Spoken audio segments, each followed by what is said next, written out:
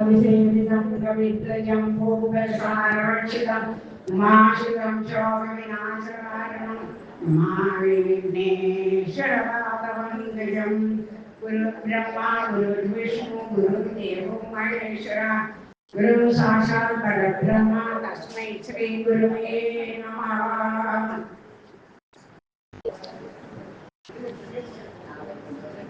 ഇവിടെ കൂടിയിരിക്കുന്ന ജയലക്ഷ്മി ടീച്ചർക്ക് എൻ്റെ അനേക കോടി നമസ്കാരം. ബാക്കിയുള്ള എല്ലാ ഭാഗവത പ്രിയന്മാർക്കും എൻ്റെ വിനീതമായ നമസ്കാരം. ഇപ്പോൾ ഇന്ന് എനിക്ക് ഇവിടെ പറയാൻ തന്നിരിക്കുന്നത് സത്യവ്രതന്റെ സ്തുതിയാണ്. അപ്പൊ എന്താ ഈ സ്തുതി എന്ന് വെച്ചാൽ ഭഗവാനെ നല്ല ആയിട്ട് ഭഗവാന്റെ ഗുണഗണങ്ങളെ പാടുക അല്ലെങ്കിൽ പറയുക. അപ്പൊ അതുകൊണ്ട് എന്താ ലാഭം വെച്ചാൽ ഭഗവാൻ സന്തോഷിക്കും. അപ്പൊ സന്തോഷിക്കാൻ ഉണ്ടാവും. നമുക്ക് എന്ത് വേണമെന്ന് അത് ലഭ്യമായിരിക്കാം. അങ്ങനെയാണ് ഭാഗവതത്തിലൊക്കെ പറയണത്. പിന്നെ അത് കഴിഞ്ഞിട്ട് അത് എന്താന്ന് പറഞ്ഞാൽ ഈ നാഭിക്ക് വേണ്ടിയിട്ട് അല്ല ഋഷഭന് വേണ്ടിയിട്ട് നാഭി യാഗം ചെയ്തു. അപ്പൊ എന്ത് ചെയ്തു? അവിടെ കൂടിയിരുന്ന പുരോഹിതന്മാരൊക്കെ ഭയങ്കരമായിട്ട് ഭഗവാനെ സ്തുതിച്ചു. സാധാരണ ഭഗവാൻ യാഗത്തിലൊന്നും അങ്ങനെ പ്രത്യക്ഷപ്പെടാറില്ല. പക്ഷെ ഇവരുടെ സ്തുതി കഴിഞ്ഞിട്ട് ഭഗവാനെ ഇരിക്കപ്പുറത്ത് ഇല്ലാണ്ടായി അവിടെ പ്രത്യക്ഷമായി. അപ്പൊ എന്താ വേണമെന്നൊക്കെ പറഞ്ഞാൽ അതൊക്കെ കഥയൊക്കെ അറിയാം. അപ്പോ നമ്മൾ സ്തുതിക്കുമ്പോ ഭഗവാൻ നമുക്ക് അനുകൂലമായി തീരും, അല്ലെങ്കിൽ നമ്മളെ അനുഗ്രഹിക്കും. അപ്പോൾ ഇവിടെ സത്യവ്രതന്റെ സ്തുതി 8ാമത്തെ സ്കന്ധത്തില് 24ാമത്തെ അധ്യായത്തിലാണ് വരണത്. അതിന് വേണ്ടിയിട്ട് അത് എന്താ കാരണം വെച്ചാൽ അതിന് ഭഗവാൻ മത്സ്യരൂപമായിട്ടാണ് അവതരിക്കുന്നത്. ഭഗവാന് ഇന്ന രൂപം ഇതൊന്നുമില്ല. ഏത് രൂപത്തിലും ഏതിലും മിന്നുന്ന സസ്യസ്വരൂപിയാം തമ്പുരാൻ. അപ്പോൾ മത്സ്യമാണ്, ആമയാണ്, പന്നിയാണ്, പാമ്പാണെന്നൊന്നും പറയാൻ പറ്റില്ല. ഏത് വേണമെങ്കിലും ഭഗവാന് ആവാം. അങ്ങനെ അവിടെ 2 കാര്യത്തിന് വേണ്ടിയിട്ടാണ് സത്യവ്രതൻ മത്സ്യമായി ഭഗവാൻ അവതരിച്ചത്. ഒന്ന്, ഈ വേദങ്ങളെ അപഹരിച്ച് കൊണ്ടുപോയ ആ അയഗ്രീവന് എന്ത് ചെയ്യണം? അതിൽ ആ വേദങ്ങളെ എടുത്ത് ബ്രഹ്മാവിന് കൊടുക്കണം. അതിന് വേണ്ടിയിട്ട്. 2ാമത്തത്, നമ്മുടെ ഭാഗവത തൽപരനായ ആ സത്യവ്രത രാജാവിനെ ഒന്ന് അനുഗ്രഹിച്ച് ആത്മതത്വം ഉപദേശം ചെയ്യണം. ഇതാണ് 2 കാര്യങ്ങൾ കൊണ്ടാണ്, കാര്യത്തിന് വേണ്ടിയിട്ടാണ് സാധാരണ പറയാറുള്ളത്, മനസ്സിലാക്കുന്നത്. അപ്പോൾ ഈ സത്യവ്രതൻ എന്താ ചെയ്തതെന്ന് വെച്ചാൽ, ഒരു ദിവസം നദിയിൽ പോയി ആചമനത്തിന്. അപ്പോൾ അവിടെ ഒരു ചെറിയ മത്സ്യം കയ്യിൽ പെട്ടു. അപ്പോൾ അത് പറഞ്ഞു വീട്ടിൽ കൊണ്ടുപോയി എന്നെ വളർത്തണം, എന്നെ നോക്കണം എന്നൊക്കെ. അത് കൊണ്ടുപോയിട്ട് എന്താ ഉണ്ടായത്? 24 ഒരു ദിവസത്തിനകം അത് 1000 യോനി വിസ്തീർണമുള്ള ഒരു വലിയ മത്സ്യമായി തീർന്നു. അപ്പോൾ ഇതിന് വീട്ടിലൊന്നും വയ്ക്കാൻ പറ്റില്ല എന്ന് പറഞ്ഞിട്ട് നേരെ സമുദ്രത്തിലേക്ക് കൊണ്ടുപോയി വിട്ടു. അപ്പൊ രാജാവ് ചോദിച്ചു, അങ്ങ് ആരാണ്? സാധാരണ മത്സ്യമൊന്നും അല്ല എന്ന് പറഞ്ഞു. അപ്പോൾ ഭഗവാൻ പ്രത്യക്ഷപ്പെട്ട് പറഞ്ഞു, ഇന്നേക്ക് 7ാമത്തെ ദിവസം പ്രളയം വരും. അപ്പൊ ഞാനൊരു തോണി അയക്കും, അതിൽ ഋഷിമാരുണ്ടാവും, പിന്നെ കുറെ ഔഷധങ്ങളും വിദ്യകളൊക്കെ ഉണ്ടാവും. അങ്ങ് ആ തോണിയിൽ കയറിയിരിക്കുക, അപ്പൊ ഞാൻ പ്രത്യക്ഷപ്പെടും എന്നൊക്കെ പറഞ്ഞ് ഭഗവാൻ പറഞ്ഞു. അതുപോലെ 7 ദിവസം കാത്തിരുന്നപ്പോൾ പറഞ്ഞ പോലെ എല്ലാം വന്നു. അവിടെ ഋഷിമാരുണ്ടായിരുന്നു. ഭഗവാനും അവിടെ വന്നിരിക്കുന്നപ്പോൾ മത്സ്യരൂപിയായ ഒരു വേട്ടയുള്ള മത്സ്യത്തിനെ കണ്ട് ആ രാജാവ് അത്യന്തമായ സന്തോഷം, അതിനില്ലാത്ത സന്തോഷമുണ്ടായി. അപ്പൊ എന്ത് ചെയ്തു? ആ മനോഹരമായ പദങ്ങളെ കൊണ്ട് ഭഗവാനെ സ്തുതിക്കുകയാണ് ആ രാജാവ്. ഒരു 8 ശ്ലോകങ്ങളുണ്ട്. 46 തൊട്ട് 53 വരെയുള്ള ശ്ലോകങ്ങളാണ്. ആദ്യത്തെ അനാഥവിദ്യോപഹതാത്മസംവിധ തന്മൂല സംസാര പരിശ്രമാതുര. അതായത് നമ്മൾ ഈ സംസാരത്തില് ഇങ്ങനെ കിടക്കുമ്പോൾ എന്താണ് ചെയ്യണം? ചില സമയത്ത് നമ്മുടെ ആ ജ്ഞാനം നഷ്ടപ്പെടുകയാണ്. അപ്പൊ എന്തുണ്ടാവും? ആത്മബോധമൊന്നും നമുക്ക് ഉണ്ടാവില്ല. അങ്ങനെ ഇരിക്കുമ്പോൾ നമ്മൾ എന്ത് ചെയ്തു? ഈ സംസാരത്തിൽ കിടന്ന് ഇങ്ങനെ വട്ടം കറങ്ങുകയാണ്. അപ്പൊ അതിന് കാരണം എന്താണെന്ന് ചോദിച്ചാല് അനാദിവിദ്യോപഹതാത്മ, അതായത് അനാദിയായ അവിദ്യയാണ് ഇതിന് കാരണം. അപ്പോൾ നമ്മൾ എന്ത് വേണം അതിന് വേണ്ടിയിട്ട്? എതിർക്ഷയോപഹൃതായമാപ്നു വിമുക്തിദോ ന പരമോ ഗുരു ഗുരു ഗുരു. അപ്പോൾ നമ്മുടെ ഈ ജീവിതയാത്രക്കിടയിൽ എന്താണ് വേണ്ടതെന്ന് വെച്ചാൽ ആ ഭഗവാനെ തന്നെ ശരണം പ്രാപിക്കാൻ സാധിച്ചാൽ അത് നമ്മുടെ ജീവിതത്തിൽ വലിയ ഒരു ഭാഗ്യമാണ്, മാത്രമല്ല ഒരു ലാഭം കൂടിയാണ്. അപ്പൊ അതിനെന്തുണ്ടാവും? അങ്ങനെ ശരണം പ്രാപിക്കാൻ ചില കാര്യങ്ങൾ, സംഭവങ്ങൾ നമ്മളിൽ ഉണ്ടാവും, അനുഭവങ്ങൾ ജീവിതത്തിൽ. എന്താണെന്ന് വെച്ചാൽ അത് ചിലപ്പോൾ അത് വളരെയധികം ദുഃഖമായിരിക്കാം, പല തരത്തിലുള്ള വേദനകളുമായിരിക്കാം. അപ്പൊ ഇതൊക്കെ എന്തിനാ ഭഗവാൻ തരുന്നതെന്ന് വെച്ചാൽ അതുകൊണ്ട് നമ്മൾ ഭഗവാനോട് കൂടുതൽ അടുക്കാനാണ് ഇങ്ങനെ തരുന്നത്. അത് ഭഗവാൻ സ്വയം അറിഞ്ഞു തരികയാണ് ചെയ്യുന്നത്. ഇപ്പൊ രോഗം വന്നാൽ ആദ്യം അമ്പലത്തിൽ പോകും, പ്രാർത്ഥിക്കും, അങ്ങനെ വഴിപാട് കഴിയും. അപ്പൊ അതാണ് ഇതിലെ പറയുന്നത്. അപ്പൊ ഈ സത്യവ്രത രാജാവ് പ്രാർത്ഥിക്കുകയാണ്, മഹാപ്രഭു ഞങ്ങളെയൊക്കെ അനുഗ്രഹിക്കണമേ. അപ്പോ ഞങ്ങൾക്കൊരു പരമോ ഗുരോർ ഗുരു, അങ്ങ് എല്ലാവരുടെയും ഞങ്ങൾക്കും പോലെ അങ്ങ് ഗുരുവായി തീരണം എന്ന്. അടുത്ത് ജനോബുധോയം നിജ കർമ്മബന്ധന സുഹേച്ഛയാ കർമ്മ സമീഹതേ സുഖം. അതായത് നമ്മൾ ഈ എന്താണ് സംസാരമായ സമുദ്രത്തിൽ മുങ്ങി പൊങ്ങുകയാണ്. എന്താണ് ചെയ്യേണ്ടതെന്ന് അറിയില്ല. എന്താ ഇവിടെ സംഭവിക്കുന്നത്? ജനിക്കുന്നു, മരിക്കുന്നു, പിന്നെയും ജനിക്കുന്നു, മരിക്കുന്നു. അപ്പോൾ ഇങ്ങനെയാണ് ഈ ജീവിത ചക്രം തിരിയാണ്. അപ്പോൾ നമുക്ക് ഇതിനൊന്നൊക്കെ ഒരു മോചനം വേണ്ടേ എന്നാണ് ചോദിക്കുന്നത്. അപ്പൊ ഈ എന്താണ് ചെയ്യേണ്ടത്?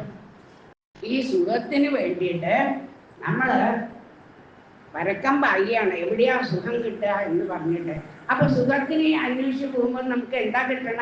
ദുഃഖം. അത് 3-ാമത്തെ സ്കന്ധത്തില് നമ്മുടെ മൈത്രൻ ചോദിക്കണ്ടേ, സുഖായ കർമ്മണി കരോതി ലോകോ. അതായത് സുഖത്തിന് വേണ്ടി പല കർമ്മങ്ങളും ചെയ്യണ്ടേ, പക്ഷെ എന്താ ചെയ്യണ? സുഖമൊന്നും കിട്ടുന്നില്ല. പിന്നെ ഓരോ കർമ്മങ്ങളൊക്കെ നമ്മൾ ചെയ്യേണ്ട, സുഖം കിട്ടും എന്ന് പറഞ്ഞിട്ട്. പക്ഷെ എന്താ ചെയ്യുക? ഈ കർമ്മത്തിൽ നിന്നൊന്നും സുഖം കിട്ടണം എന്നും ഇല്ല. അപ്പോൾ ഇതിന്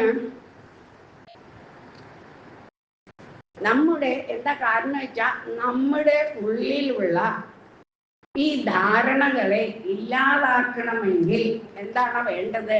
യസ്സേവയാതാം വിഘ്നോദ്യസമ്മതി ഗ്രന്ഥിം അവിന്ദ്യാത് ഹൃദയം സരോ ഗുരു. നമ്മളുടെ ജീവിതത്തിൽ ഭഗവാനെ സേവിക്കണം.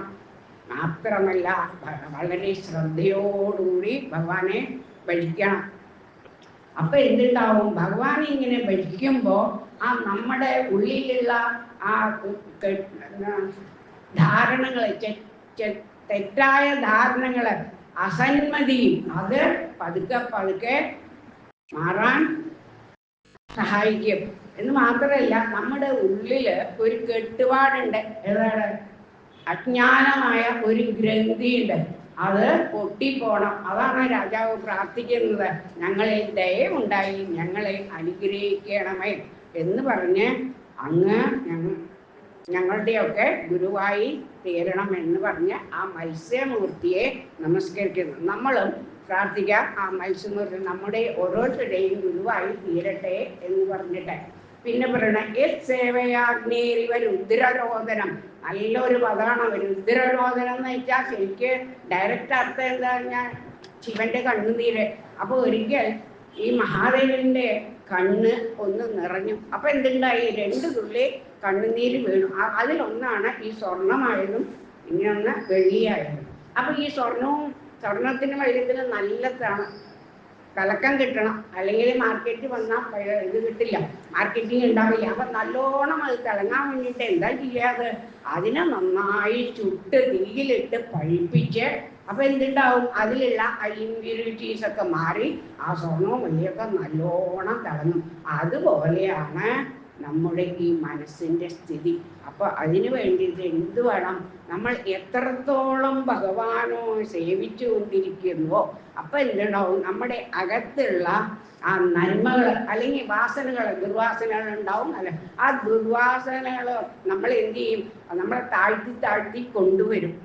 അപ്പോൾ അങ്ങനെ ഇല്ലാണ്ടിരിക്കാൻ എന്ത് ചെയ്യണം, ഭഗവാനെ എത്രത്തോളം സേവിക്കുന്നു അപ്പോൾ ഈ ദുർവാസനകളൊക്കെ ചെയ്യിച്ചിട്ട് നല്ല സ്വർണം പോലെ നമ്മുടെ മനസ്സ് തിളങ്ങും. അപ്പോൾ ഈ ഭഗവാനെ സേവിച്ചു കഴിഞ്ഞാൽ എന്താ ഉണ്ടാവുക, ആത്മബോധം ഉണ്ടാവും. അപ്പൊ പറയാണ് പരമോ ഗുരു ഗുരു, അതായത് ഗുരുക്കന്മാരുടെയും ഗുരു ഇരിക്കുന്ന അങ്ങക്ക് ഞങ്ങളുടെ എൻ്റെ നമസ്കാരം രാജാവിൻ്റെ. അപ്പൊ ഇവിടെ പറഞ്ഞു വരുന്നത് ഗുരുവും ഈശ്വരനും ഒന്ന് തന്നെയാണ്, രണ്ടും രണ്ടല്ല. ഗുരു ഈശ്വരൻ ഗുരുവും ഒന്ന് തന്നെയാണ്. ഗുരു ഉണ്ടെങ്കിൽ മാത്രമേ നമുക്ക് ഈശ്വരനിൽ എത്താൻ സാധിക്കുകയുള്ളൂ.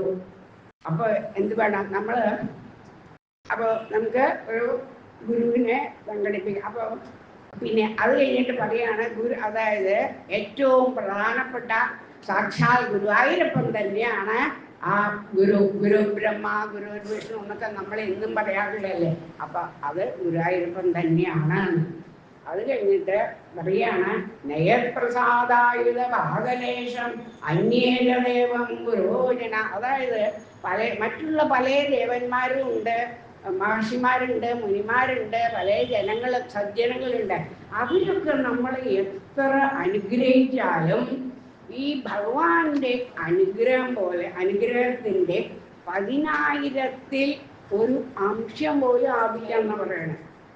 അപ്പോൾ അങ്ങനെ പറയുമ്പോൾ സത്യവ്രതം പറയാണ്, ഞാൻ അങ്ങേ തന്നെയാണ് ഗുരുവായിട്ട് ആശ്രയിച്ചിരിക്കുന്നത്, ത്വാം ശരണം പ്രപദ്യേ എന്ന് പറയുകയാണ്. അങ്ങനെ മത്സ്യമൂർത്തിയെ നമസ്കരിക്കണം.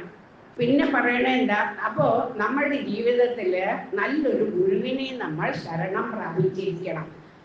നമ്മളൊക്കെ വളരെയധികം ഭാഗ്യം സിദ്ധിച്ചവരാണ്. എന്താണെന്ന് വെച്ചാൽ നമുക്ക് കിട്ടിയിരിക്കുന്ന ആ ഗുരുവിൻ്റെ വിശേഷങ്ങൾ പറയേണ്ട ആവശ്യമില്ല. ജയലക്ഷ്മി ടീച്ചറുടെ കിട്ടിയത് കൊണ്ട് നമുക്കെല്ലാവരും മഹാഭാഗ്യന്മാരാണ് എന്ന് കരുതാം. ടീച്ചർക്ക് എല്ലാ ആയുരാരോഗ്യ സൗഖ്യവും ഈ മത്സ്യമൂർത്തിയോട് നേരുകയാണ് ഞാൻ. അപ്പോൾ ഈ ഗുരുക്കളുടെ ലക്ഷണവും ശിഷ്യന്മാരുടെ ലക്ഷണവും ഒക്കെ ഏകാദശത്തിൽ വളരെ വിസ്തരമായിട്ട് പറഞ്ഞിട്ടുണ്ട്. ഈ ഗുരു എങ്ങനെയുള്ളവൻ, ഗുരു ജ്ഞാന വൈരാഗി അല്ലെങ്കിൽ ഈ ശിഷ്യന്മാരെ നയിക്കാൻ പ്രയാസമാവും. ഏതുപോലെ അജക്ഷുരന്തസ്യഥാഗ്രണീകൃത സവാജനസ്തം വിദുഷോദോ ഗുരു, ഒരു അന്ധൻ വേറൊരു അന്ധന് വഴി പറഞ്ഞു കൊടുക്കുന്ന പോലെയാണ്. അപ്പോൾ എന്താവും, അവർ രണ്ടുപേരും എവിടെയെങ്കിലും പോയി കഴിഞ്ഞാൽ അറിയാണ്ട് കുഴിയിൽ ചാടും, പിന്നെ അവരുടെ ലക്ഷ്യത്തിൽ എത്താൻ പറ്റില്ല. അപ്പോൾ ഇവിടെ അതുകൊണ്ട് എന്താണ് പറയണത്, ഭഗവാൻ അങ്ങ് ത്വം അർക്കതരേ സർവദിശാം സമീക്ഷണോ, അങ്ങാണെങ്കിൽ ഒരു സൂര്യൻ തന്നെയാണ്, സ്വയം പ്രകാശിക്കുന്നു, മറ്റുള്ളവരെയും പ്രകാശിപ്പിക്കുന്നു. മാത്രമല്ല അങ്ങ് ഈ പ്രകാശിക്കുമ്പോൾ ഓരോരുത്തരുടെയും അകത്ത് കിടന്ന ഇന്ദ്രിയങ്ങൾക്ക് ഊർജം നൽകുന്നു. അവർ ഇന്ദ്രിയങ്ങളെ പ്രവർത്തിപ്പിക്കുകയും ചെയ്യും. അപ്പോൾ പറയാണ്, അതുകൊണ്ട് അങ്ങല്ലാണ്ട് വേറൊരു ഗുരുവും എനിക്ക് ഇല്ല എന്ന് ഉറപ്പിച്ചു പറയാണ്. ആരെ? സത്യം. പിന്നെ ജനോജനസ്യാത് സതിമതിം യയാ പ്രപദ്യേത ദുരധ്യേയം.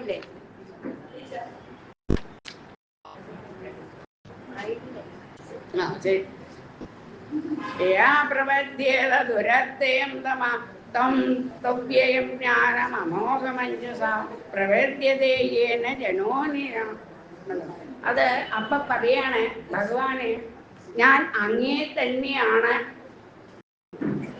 എനിക്ക് അങ്ങേ തന്നെയാണ് എത്തിച്ചേരാൻ ആഗ്രഹം. എന്തെന്ന് വെച്ചാല് മറ്റു വഴിയിൽ കൂടിയൊക്കെ ഞാൻ അങ്ങ് സഞ്ചരിച്ചു കഴിഞ്ഞാൽ എന്തുണ്ടാവും? ചില അജ്ഞന്മാരൊക്കെ എന്നെ കൂടിയിട്ട് അവര് സന്മാർഗങ്ങളല്ലാണ്ട് അർത്ഥകാമങ്ങളില് താല്പര്യമുള്ളവരായിട്ട് എന്നെയും അതിൽ കൂടി ചേരും.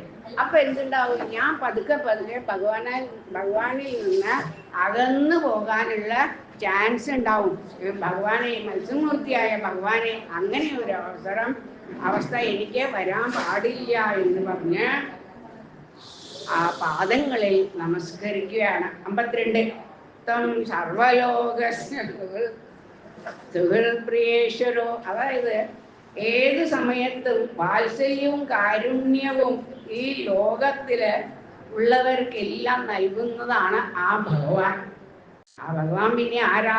തം സർവലോകസ്യ സുഹൃത്പ്രിയേശ്വരോ, എല്ലാം. അതായത് ആത്മാ ഗുരു ജ്ഞാനം അഭീഷ്ടസിദ്ധി എന്ന് പറയണം. ഭഗവാൻ ആരാണ്? ലോകത്തിന്റെ സുഹൃത്താണ്, എല്ലാവർക്കും പെട്ട ആളാണ്, ആത്മാവാണ്. മാത്രമല്ല ചൈതന്യ സ്വരൂപനാണ്. പിന്നെയോ സർവലോകസ്യ ഈശ്വരനാണ്. അത് കഴിഞ്ഞിട്ട് സർവ്വതും അവിടുന്ന് ഞങ്ങൾക്ക് ഓരോരുത്തർക്കും അനുഭവിക്കാൻ നൽകുന്നുമുണ്ട്. പക്ഷേ എന്താ ഇവിടെ സംഭവിക്കണേ? നമ്മുടെ അകത്തുള്ള ഈ അജ്ഞാനം കാരണം അങ്ങേ ഞങ്ങൾ തിരിച്ചറിയുന്നില്ല. അതാണ് സത്യം. പിന്നെ ത്വം ത്വാമഹം ദേവ പരമ്പരേണ്യ പ്രപദ്യൈഷ പ്രതിബോധനായ ചിന്ത്യതദീപൈർ ഭഗവൻ വജോഭിർഗ്രന്ഥിർഹൃദയാൻ വിവൃണ്ടു സ്വയമേക. അപ്പോ എനിക്ക് അങ്ങയോടൊരു അപേക്ഷയുണ്ട്. എന്തെന്ന് വെച്ചാല് അങ്ങയുടെ വാക്കുകൾ കേൾക്കാൻ ഞാൻ വളരെയധികം താല്പര്യപ്പെടുന്നു, കൊതിക്കുന്നു. അപ്പൊ എന്താ, അങ്ങയുടെ ആ ജ്ഞാനപ്രദമായ വാക്കുകൾ എൻ്റെ ഉള്ളിൽ പ്രവേശിച്ചിട്ട് ഒരു ദീപമായിട്ട് പ്രകാശിക്കുന്നുണ്ട്. അതുകൊണ്ട് അകത്ത് ബാധിച്ചിരിക്കുന്ന ആ അജ്ഞാനത്തെ ഇല്ലാതെയാക്കി അങ്ങയുടെ പാദങ്ങളിൽ എന്താണ് അചഞ്ചലമായ ഭക്തി ഉണ്ടാവണം. അയ്യോ മത്സ്യമൂർത്തി, നിങ്ങൾക്ക് അതിനുള്ള എന്നിൽ ആ കാരുണ്യം കാണിക്കണം. ഇപ്രകാരം ആ മത്സ്യമൂർത്തിയെ വളരെയധികം നല്ല പദങ്ങളോടുകൂടി കീർത്തിച്ചു. ഇത് കേട്ട് ഭഗവാന് വളരെയധികം സന്തോഷമായി. അപ്പൊ എന്ത് ചെയ്തു? അവിടെ വെച്ച് ആ തോണിയിൽ വെച്ച് ആ രാജാവിന് ആത്മതത്വം ഉപദേശിക്കുകയാണ്. പുരാണ സംഹിതം, ദിവ്യാം സാഖ്യയോഗ ക്രിയാപതി, അതായത് ജ്ഞാനയോഗം, ഭക്തിയോഗം, പിന്നെ കർമ്മയോഗം, അങ്ങനെയൊക്കെ ഉപദേശിച്ചു. അതിനെയാണ് പിന്നെ വ്യാസമഹർഷി മത്സ്യപുരാണമായിട്ട് രചിച്ചത് എന്ന്. അത് വളരെയധികം വിശേഷപ്പെട്ടതാണ്. അത് കഴിഞ്ഞിട്ട് അങ്ങനെ ആ സ്തുതി ഞാൻ കേട്ടിട്ട് ഭഗവാന് സന്തോഷമായി. ആ വരം എന്താ കൊടുത്തത് വെച്ചാൽ മന്വന്തരത്തില് മരുവായിട്ട് അങ്ങ് തീരുമെന്ന് പറഞ്ഞ് അനുഗ്രഹിച്ചു. അങ്ങനെയുള്ള മത്സ്യമൂർത്തിയെ നമുക്ക് എല്ലാവർക്കും അനുഗ്രഹം കിട്ടാൻ വേണ്ടി നമസ്കരിക്കാം. 2 വാക്ക്. ഈ ദുർലഭമായ ഈ മനുഷ്യജന്മം എത്ര കഷ്ടപ്പെട്ടിട്ടാണ് നമുക്ക് കിട്ടിയിരിക്കുന്നത്. അപ്പോ ഈ ജന്മത്തെ പാഴാക്കാതെ, വെറുതെ ഒന്നും ചെലവഴിക്കാതെ, ഒരു നിമിഷം പോലും ചെലവഴിക്കാതെ എന്ത് വേണം? ഈശ്വര ഭജനത്തിന്, ഈശ്വര ഉപാസനയ്ക്ക്, അല്ലെങ്കിൽ ഭാഗവതം വായിക്കാൻ, രാമായണം കേൾക്കാൻ, സപ്താഹം കേൾക്കാൻ, എവിടെയൊക്കെ ആർക്ക് ഇഷ്ടമുണ്ടോ അവിടെയൊക്കെ ചെന്ന് കുറച്ചെങ്കിലും സമയം ഇരുന്ന് കേൾക്കുക. അതാണ് ഇതിൻ്റെയൊക്കെ ഉള്ളടക്കം. അപ്പോൾ പല കർമ്മങ്ങളും പല ജോലികളും നമുക്കുണ്ട്. എന്നാലും ഒന്നിനും വേണ്ടിയിട്ട് ഒന്ന് മാറ്റി വെക്കേണ്ട ആവശ്യമില്ല. എങ്ങനെയെങ്കിലും ആ തിരക്കിൽ 2 മിനിറ്റ് നാമം ജപിച്ചാൽ അത് മഹാപുണ്യമായി നമുക്ക് തരും. അല്ലെങ്കിൽ എന്തുണ്ടാവും? അത് വളരെ കഷ്ടം തന്നെയാണ്. എല്ലാവരുടെയും ജീവിതം ഒക്കെ നമുക്ക് മനസ്സിലാകും. അപ്പോൾ ഇത്രയും പറഞ്ഞുകൊണ്ട് ഈ വാക്കുകളെ ഭഗവാന്റെ പാദങ്ങളിൽ നമസ്കരിക്കുന്നു. എല്ലാവർക്കും ഭഗവാന്റെ അനുഗ്രഹം ഉണ്ടാവട്ടെ എന്ന് പ്രാർത്ഥിച്ചുകൊണ്ട്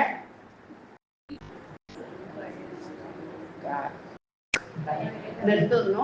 കായേന വാചാ മനസേന്ദ്രിയൈവ പ്രത്യാത്മനാ വാ പ്രകൃതേ സ്വഭാവാത് കരോമി യദ്യത് സകലം പരസ്മൈ സമർപ്പയാമി.